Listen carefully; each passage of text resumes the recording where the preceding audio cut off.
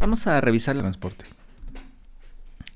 La capa de transporte provee comunicación punto a punto, aislando a los protocolos de capas superiores de todos los detalles que intervienen en las capas inferiores. Esta capa brinda sus servicios a procesos de FTP, transferencia de archivos, SMTP, envío de correos, Secure Shell, creación de terminales remotas, HTTP, servir páginas web, etc. Cualquier servicio de red, cualquier aplicación que haga uso de la red, va a tener que hacer uso de la capa de transporte.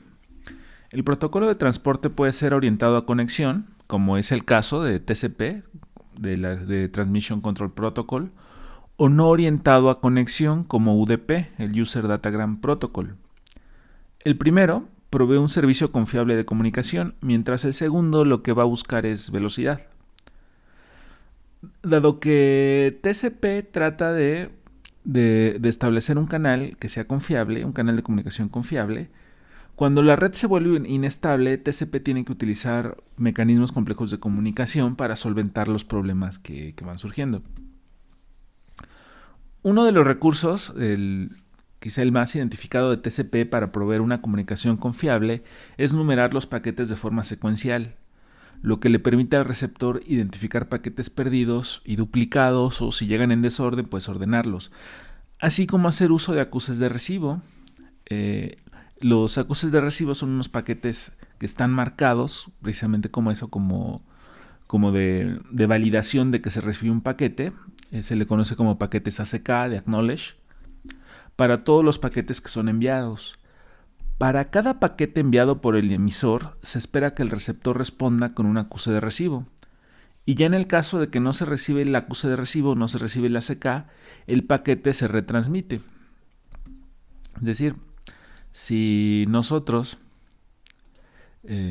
tenemos aquí al transmisor A y acá el transmisor B, bueno, al receptor B, A envía datos y A va a esperar que B le envíe un acuse de recibo de los datos que le envió.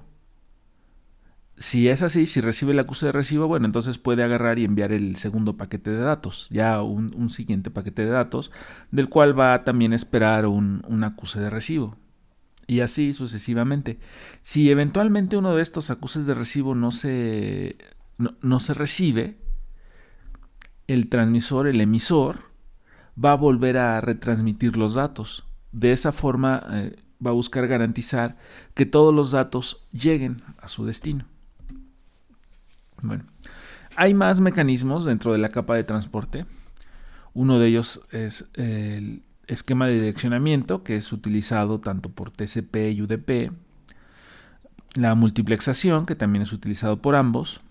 El control de flujo, que ya es exclusivo de TCP, y la gestión de conexión, que también es exclusivo de TCP. Vamos a revisarlos. En el caso del direccionamiento, las direcciones que utiliza la capa de transporte están constituidas por host y puerto, es decir, por estos dos elementos. Por el host entendemos la dirección IP o el dominio de una máquina remota.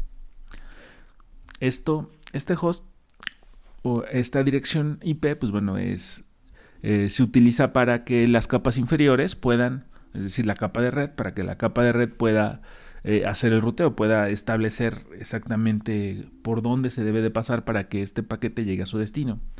Y ya el puerto sí ya es exclusivo de esta capa de transporte.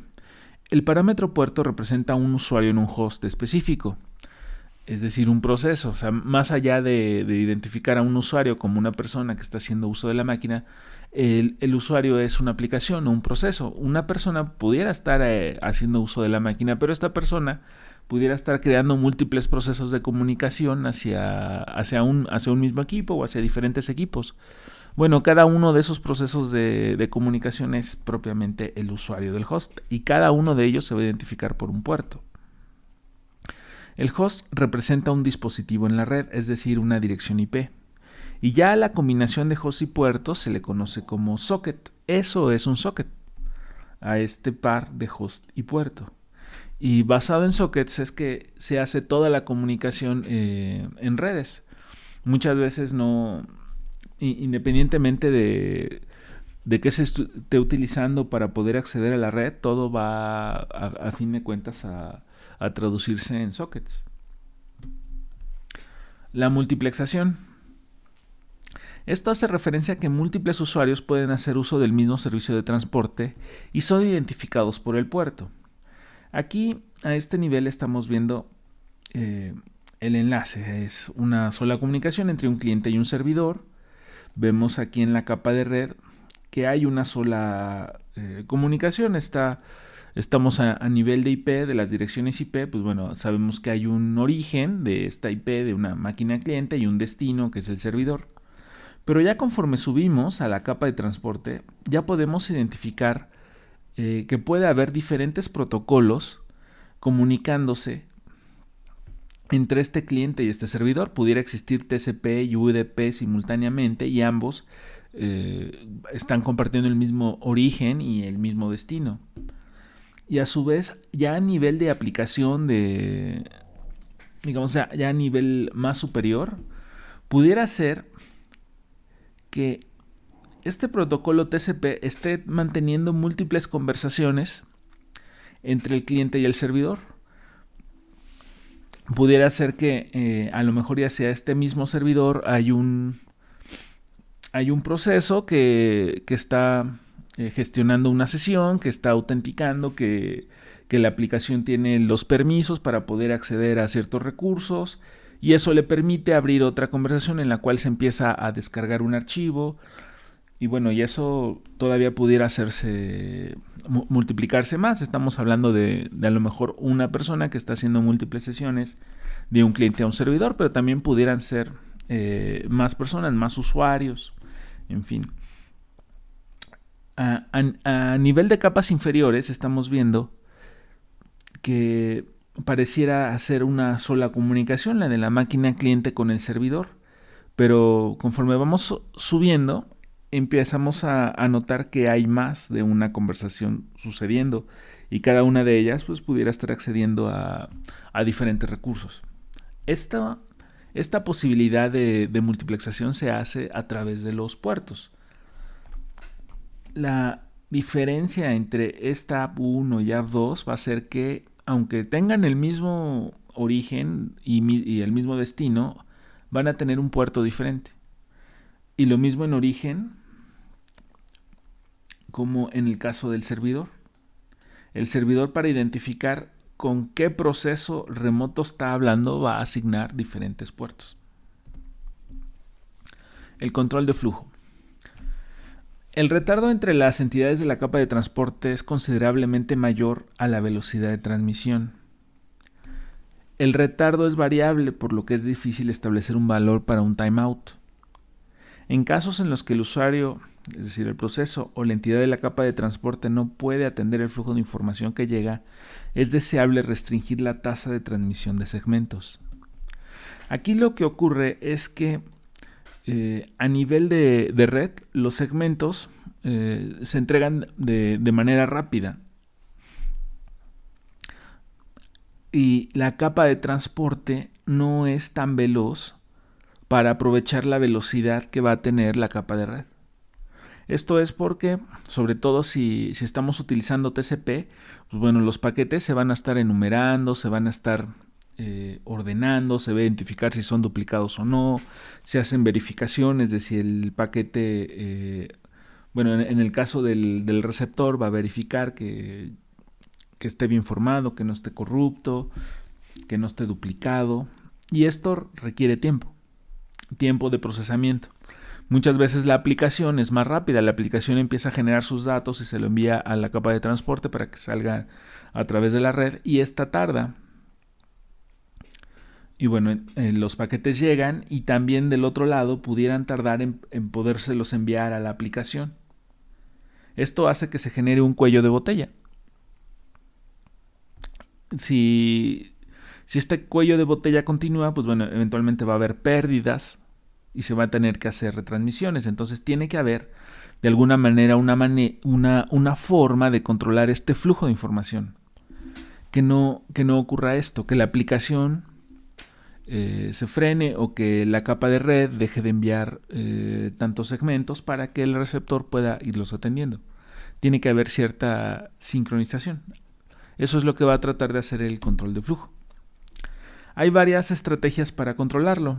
Una de ellas, que pues, propiamente no es una estrategia, pero pudiera ocurrir, es no hacer nada. ¿Qué ocurre si no se hace nada? Los segmentos que desbordan el buffer van a ser descartados y al no recibirse acuse de recibo del paquete asociado, este va a ser retransmitido. O sea, a fin de cuentas, si llegara a darse el caso de que no se están atendiendo los segmentos a la velocidad requerida y estos se están perdiendo, pues bueno, eventualmente se van a retransmitir y se va a llegar. Sin embargo, esto, aunque soluciona el problema, no es deseable, pues baja el desempeño de la red, se genera más tráfico y carga de trabajo por la retransmisión.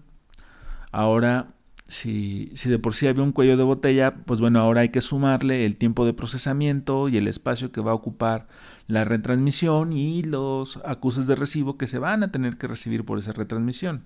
Entonces, sí lo soluciona, pero no es algo deseable. Lo ideal es que no se esté retransmitiendo constantemente la información.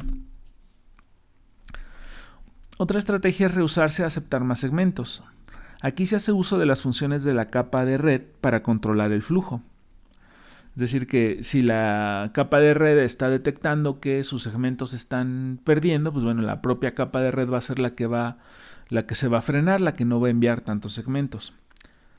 Y ok, esto hace que se frene el envío de segmentos, pero se afecta por igual a todas las posibles conversaciones que ocurrían en la capa de transporte. A lo mejor y en la capa de transporte de todas las conversaciones que se estaban manteniendo entre los equipos remotos, había una o dos en especial que son las que están generando ese cuello de botella. Y esas son las que había que de alguna manera detenerlas. Y al no hacerlo, pues bueno, se va a afectar a todas por igual y pudiera haber algunas que sí pudieran estar funcionando correctamente. Otra estrategia que ya propiamente sí ya es de controlar el flujo es el uso del protocolo de ventana deslizante. El emisor envía cierto número fijo de paquetes al receptor de forma sucesiva sin esperar confirmación. Una vez llegado al límite fijo establecido, espera la confirmación de los paquetes antes de continuar enviando más. Aquí está un diagrama al respecto. Podemos ver aquí como un recuadrito en amarillo del 1 al 3. Y esta es, digamos, la ventana de transmisión que se tiene. Esta es fija, es decir, se van a enviar, para este ejemplo, pues se van a enviar 3 paquetes. Y conforme se van recibiendo los acuses de recibo, se va a ir deslizando esta ventana a la derecha. Vamos a ver. Aquí se envía el paquete 1. Luego en el siguiente tiempo se envía el paquete 2. En el siguiente tiempo se envía el paquete 3. Vamos viendo que aquí este recuadro amarillo va del 1 al 3. Y por cada paquete que se envía va cambiando aquí el color. Tenemos en azul los paquetes que han sido enviados. Aquí en este tercer tiempo, ya todos los paquetes de esta ventana que estaba en amarillo han sido enviados. Y no se van a enviar más hasta que se empiecen a recibir los acuses de recibo. Aquí en el tiempo 4 ya se recibe el acuse de recibo del primero. Entonces ya se puede decir que este primero que está en gris está palomeado, ya llegó. Y esta ventanita amarilla que iba del 1 al 3 se desliza a la derecha, ahora va del 2 al 4. Dado que ya el 4 está permitido enviarlo, está libre para enviarse, se envía el paquete 4. En el siguiente tiempo se recibe el acuse del paquete 2. Entonces este 2 ya que lo queda en gris, ya fue enviado. Y la ventana se desliza a la derecha. Ahora aquí ya anteriormente iba del 2 al 4, ahora va del 3 al 5. Se recibe en el siguiente tiempo el acuse del 3, se marca como que ya llegó y se va deslizando a la derecha esta ventana. Aquí la idea es que no se empiecen a enviar datos de más, sino los que se tienen de acuerdo al tamaño de la ventana fija, y esta ventana pues se va a ir deslizando a la derecha conforme se van recibiendo los acuses de recibo de los paquetes que se han enviado. Otra estrategia es el esquema de créditos. Digamos que tiene un control superior sobre el flujo. Para cada conjunto de paquetes a enviar, se tiene que recibir primero un permiso para hacerlo. Aquí la diferencia con el anterior es que el emisor no debe enviar más información de la que se le ha permitido. En el esquema anterior ya está, digamos, preaprobada una ventana de cierto tamaño de paquetes o de cierto número de paquetes que se pueden enviar. En este caso no, o sea, en este caso no hay ninguna preaprobación de los paquetes que se van a enviar. Tiene que decirlo explícitamente el receptor que va a requerir que se envíen más. Con más detalle. Aquí del lado izquierdo vemos a la entidad de transporte A, del lado derecho está la entidad de transporte B, es decir, el emisor a la izquierda, el receptor a la derecha. Vemos que A tiene una ventana para transmitir de 1400 octetos, es lo que tiene permitido transmitir, hasta 1400 octetos. Y B está preparado para recibir esos 1400 octetos. Hay una sincronía entre cuánto se va a enviar y cuánto se va a recibir. Entonces A hace 3 envíos. Aquí hace el envío de los octetos que van del 1001 al 1200, luego del 1201 al 1400, del 1401 al 1600. Hace estos 3 envíos. Al momento que los hace, su ventana de transmisión se hace más pequeña. Ya envió del 1000 al 1600, entonces la ventana ahora va del 1600 al 2400. Con cada envío se va haciendo más pequeño. Sin embargo, aquí hay una marca. Y esta marca indica que aquí está su ventana de transmisión, pero aquí hay un espacio de los acuses de recibo que necesita. Si no, va a tener que retransmitir. Del lado del receptor, pues vemos que en un inicio estaba esperando del 1000 al 2400. Cuando le llegan estos 3 envíos, ya tiene hasta el 1600. Entonces la ventana pues también se hace más pequeña del lado izquierdo. Y del lado derecho ya se extiende un poco. Si llegaba hasta el 2400, ahora está preparado para recibir hasta el 2600.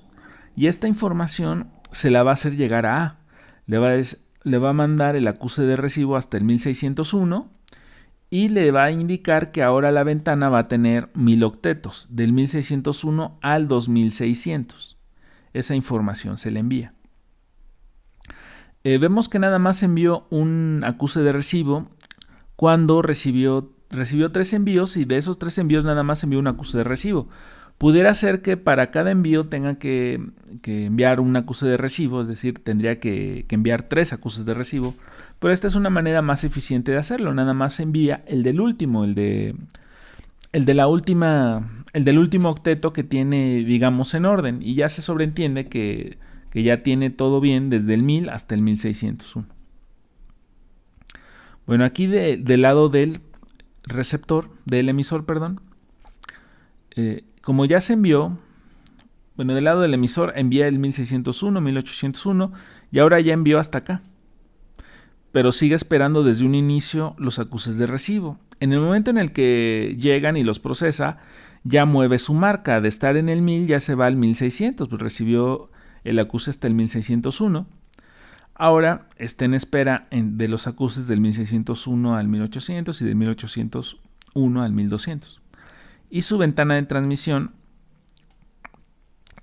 es de este tamaño. La desliza porque también ya le llegó la notificación de que la ventana sea de 1000 octetos. Entonces, de estar del 2400, cuando estaba del 1600 al 2400, ahora ya tiene permitido del 1600 al 2600, el tamaño 1000. Aquí empieza en el 2000 porque ya hizo 2 envíos, entonces la hizo más pequeña. Ahora envía del 2001 al 2001 600. Este 2401 va hasta el 2600. Envía esos 600 octetos que hacían falta. De este lado, al recibirlos, actualiza que recibió hasta el 2600 y establece una nueva ventana de transmisión. Le establece de 1400 y lo va a informar. Ya recibí paquetes hasta el 2601 y ahora la ventana de transmisión es de 1400. Y esto, pues bueno, el emisor lo actualiza. Ya se recibió hasta el 2600 y ahora vamos a tener crédito de enviar hasta 1400 octetos que van del 2601 al 4000. Y nuevamente se sincronizan las ventanas. Esta es, digamos, la manera más eficiente para controlar el flujo por parte de TCP. La gestión de conexión. Es importante que exista una gestión de la conexión para que no se estén confundiendo los paquetes entre conversaciones que ocurren en diferente tiempo. Pudiera ser que un paquete se extravíe, se retransmita, pero ya no forme parte de una conversación. La conversación ya terminó. Y como se descarta, como no va a recibir acuse de recibo, pues la va a estar retransmitiendo. Y eso va a generar nuevamente cargas en la red. Entonces, pues es importante que ambas partes estén conscientes de cuándo inicia y cuándo termina la conversación en TCP. Para eso existe el algoritmo de Three-Way Handshake, que es como el saludo de 3 vías. Y tiene 3 pasos. El emisor A envía a un segundo equipo B un mensaje de sincronización SYN con un número de secuencia. Este SYN es un paquete especial que precisamente es una solicitud de establecer una sincronización para tener una conexión, para empezar una conversación. B responde con un acuse de recibo y sincronización, es decir, un paquete SYN ACK, con su propia secuencia de número y acusa de recibido el SYN que recibió de A. Ahora A contesta con un acuse de recibo del paquete que se recibió y que B ya no necesita contestar. Esto ya establece la conexión. Aquí tenemos una máquina cliente, un servidor, pudiera ser máquina A, máquina B. El cliente envía un SYN con su número de secuencia 100. El receptor le contesta con el paquete SYN ACK. Le dice, ok, ya recibí tu SYN que estaba en 100, entonces pues la siguiente secuencia de conversación es que este acknowledge va a tener el 101 y además también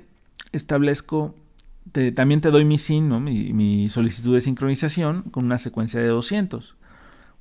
Ahora el cliente acusa con el 201 y su secuencia de paquete pues, es la 101. Si era la 100, ahora el siguiente paquete es la 101.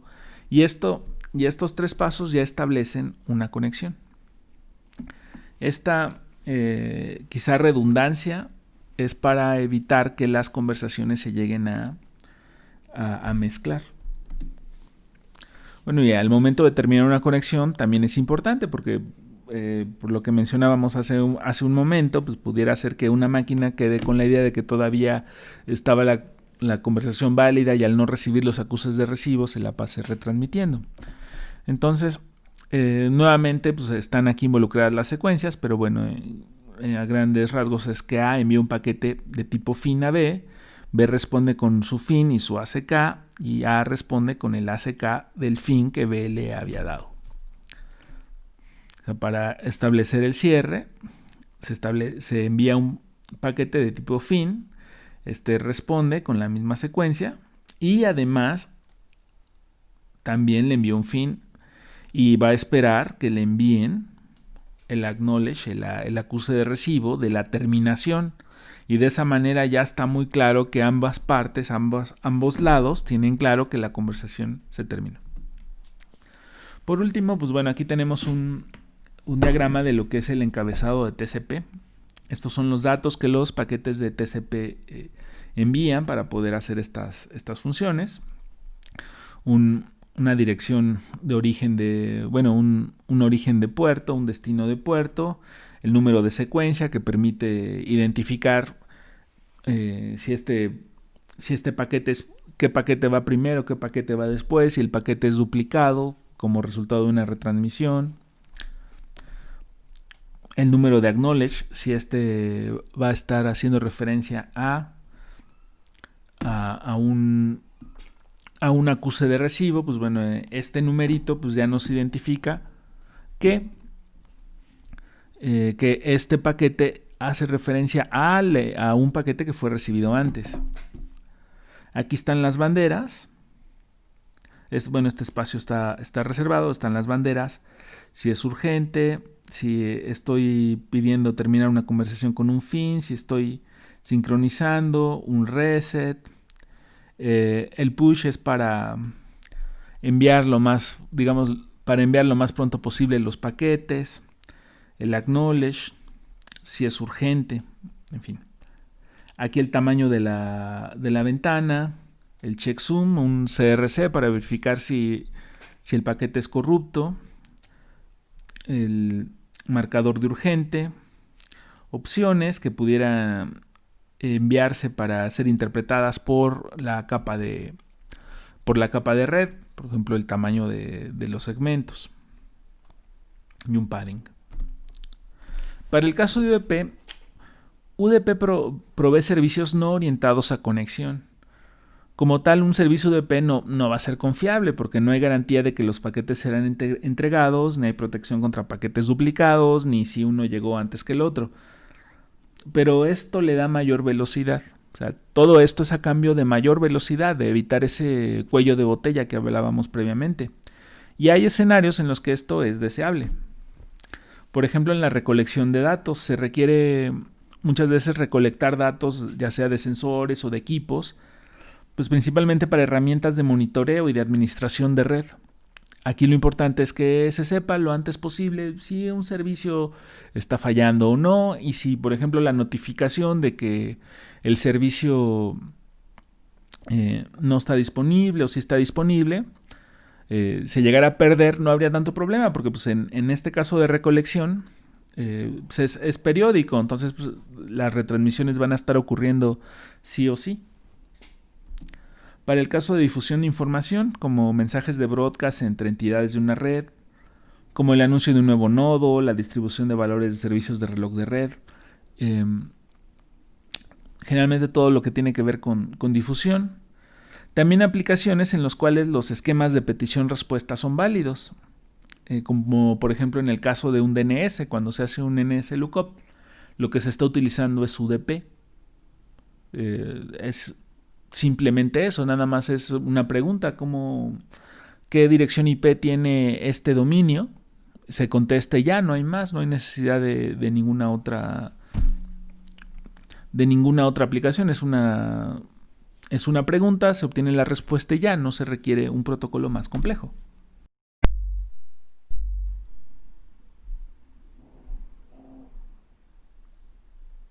Aplicaciones de transmisión en tiempo real. Estas son aplicaciones en las que el retardo se busca evitar, en las cuales retardos de segundos hacen que la aplicación no funcione, como pudiera ser una mensajería por voz o videoconferencia. Aplicaciones de ese estilo. Algunos servicios de video, como el caso de YouTube o Netflix, no hacen uso de UDP. Esto es porque finalmente los videos pues, están almacenados y no es necesario que estén ocurriendo en vivo. Si lo que ocurre es que pues, se llena un buffer, se empieza a descargar la información y el usuario, la persona que está consumiendo esos servicios, pues, se puede esperar segundos sin problema, 10 segundos, y si se le interrumpe a la mitad algún video, pues puede seguir esperando segundos. No es prioritario el que esté ocurriendo en vivo y no es tan importante que haya una pérdida de segundo como si pudieran ser en otros esquemas en los cuales si no está llegando la información lo más pronto posible, pues la aplicación pierde su sentido. Vamos a revisar algunas herramientas para identificar los servicios, los tipos de entidades de transporte que tenemos activas. Una de ellas es el Nmap. Nmap es una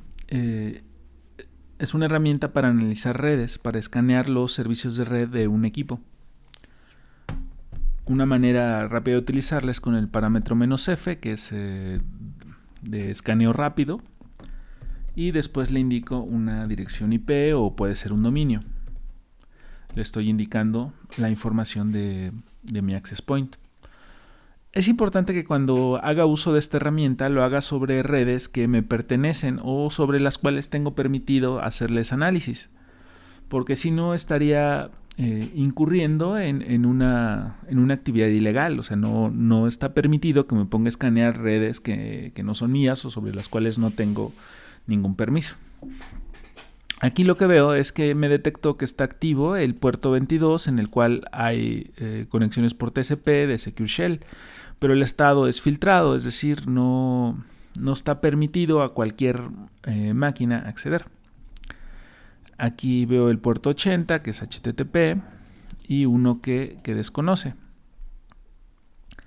Otras maneras de ejecutar este Nmap es listándole, haciendo uso de un archivo de entrada. Yo aquí pudiera decirle archivo.txt, y en el archivo lo que voy a tener es un listado de todas las direcciones IPs o dominios que quiero que se revisen.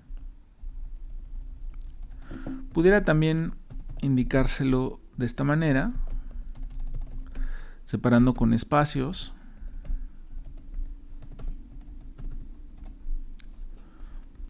Aquí le dejé el parámetro anterior. Separando con espacios, y pues bueno, va a hacer el escaneo de uno y luego del otro. Voy a dejarlo corriendo. Existen otras formas de correrlo, por ejemplo un nmap-p, en el cual yo indico los puertos que quiero que se revisen, por ejemplo el 20, el 22 y digamos del 100 al 150 de una máquina.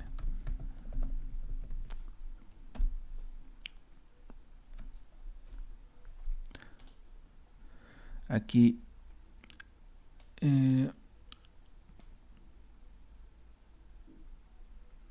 me dice que encontró uno, y de estos dos solamente uno estaba activo, o sea el otro no está activo, ¿no? Aquí en el que había hecho a través de puertos, pues me indica que lo único que encontró fue el de Secure Shell.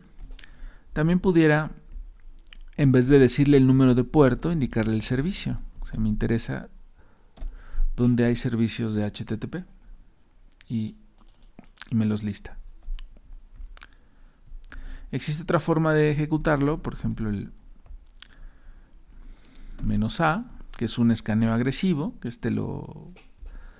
no sé si alcance a terminar, pero aquí lo que va a hacer va a ser un escaneo más exhaustivo. Va a tratar de identificar de forma exhaustiva qué servicios están activos en este equipo. Puedo también utilizar el "-sb". Lo voy a combinar con el puerto. A ver, vamos a ver qué hay en el puerto 49153 de esta máquina. Lo que va a tratar es de identificar qué versión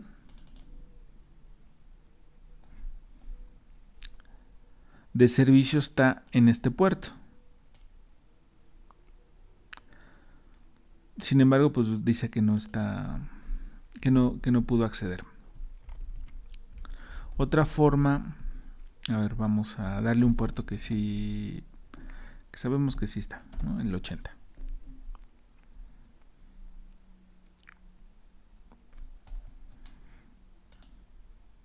Acá, pues bueno, acá le va a llevar bastante tiempo.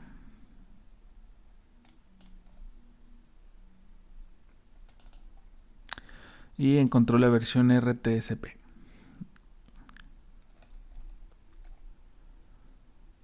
Finalmente ahí lo que hay es un servicio web.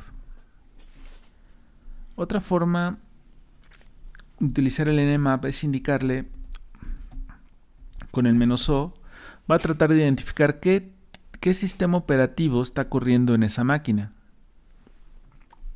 Ahorita lo que hemos revisado es el -F para que sea rápido, el -A que sea agresivo, el -SB para que me indique la versión del servicio que está activo en esa máquina, el -O para identificar el sistema operativo. Otro más es el traceroute. Aquí no hago un escaneo de puertos, sino que él me va a identificar por cuántos saltos realizo para llegar a este equipo. Tengo que hacer root para ejecutarlo.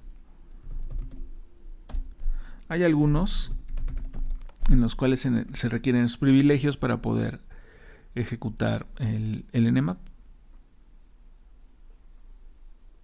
Pues bueno, en 2 saltos. En 2 saltos llego a esa máquina. A ver, ¿qué tal si pongo aliexpress.com?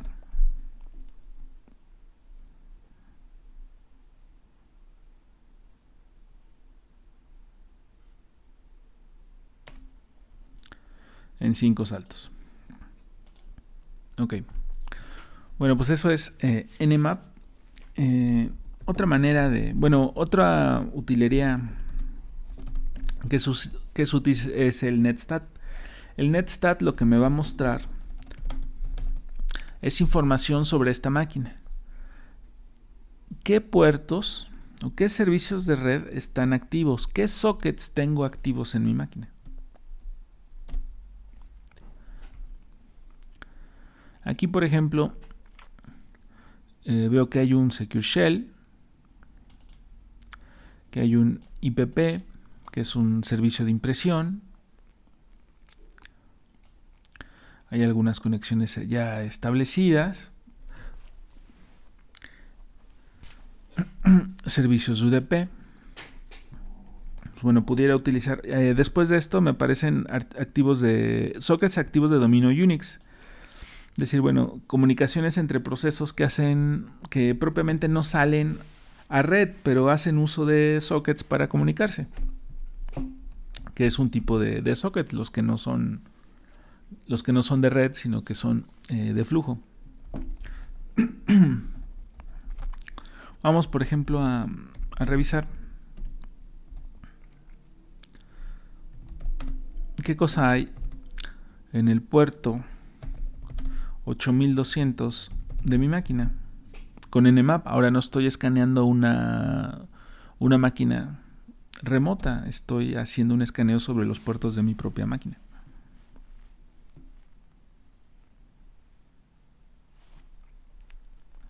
Aquí lo que me dice es que en este puerto está instalado este servidor, que es un servidor de multimedia, lo cual, pues bueno, está bien. O sea, sí forma parte de lo que esta máquina tiene.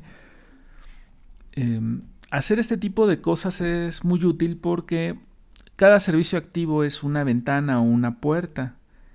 Y si está ahí, es porque se supone que yo la puse, yo la configuré o tiene alguna utilidad para mí. Si no la tiene, no debería de estar activo. Cualquier servicio de red que esté activo puede ser una vulnerabilidad si no lo cuido, si no tengo actualizado el servicio, si no está configurado. Pues bueno, esto es útil para este tipo de situaciones. Vamos a dejar una tarea al respecto. Utilicen nmap para identificar los puertos abiertos en su access point y en algún equipo más. Algún equipo remoto diferente a su máquina. Pudiera ser su celular. Revisen en su celular qué dirección IP tienen, qué dirección IP les está asignando, o véanlo directamente desde su access point, la lista de los dispositivos conectados, y háganle un escaneo de puertos. Prueben las opciones rápida, la agresiva, prueben el que les muestra la versión del servicio, identificar el sistema operativo, prueben un traceroute. Como segundo, identifiquen 3 servicios activos en su computadora con el comando netstat-a. Revisen qué sockets tienen activos. Hay algunos que a lo mejor es muy claro que están ahí, otros pues únicamente aparecen. Pues bueno, prueben con nmap a ver si pueden identificar qué cosa es la que tienen ahí corriendo. Y por entregables, pues bueno, sería un documento con las capturas de pantalla y descripción de lo que se encontró. Y bueno, eso sería por parte de esta capa de transporte.